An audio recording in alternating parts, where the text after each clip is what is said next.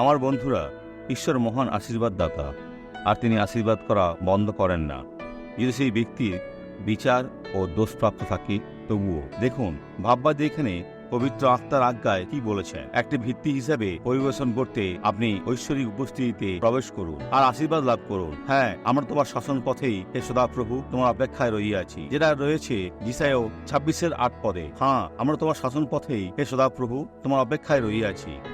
তাহলে যদি জানেন যে নিজের জীবনের জন্য ঈশ্বরের আইন রয়েছে আর আশীর্বাদ লাভের জন্য তাঁর প্রতিজ্ঞা রয়েছে, কিন্তু আপনি ভুল করবেন, ঈশ্বরের সাহায্যে অপেক্ষা করুন। আর ইহা আরও বলে, আমাদের প্রাণ তোমার নামে ও তোমার স্মরণচিহ্নের আকাঙ্ক্ষা করে। সেটাই, তখন ঈশ্বর সম্পূর্ণরূপে আশীর্বাদ করবেন। আমার বন্ধুরা, ঈশ্বরের প্রতি ইতিবাচক থাকুন, প্রতিটি ভুল স্বীকার করুন আর ক্ষমা চান। এই সাক্ষরটি দেখুন। আর আপনি? যখন জায়গায় বসে প্রভুর প্রশংসা করছিলাম তখন নিজের হাত তুললাম। কাঁধে গরম অনুভব হচ্ছিল, যেন সেটা আলাদা হয়ে যাচ্ছে।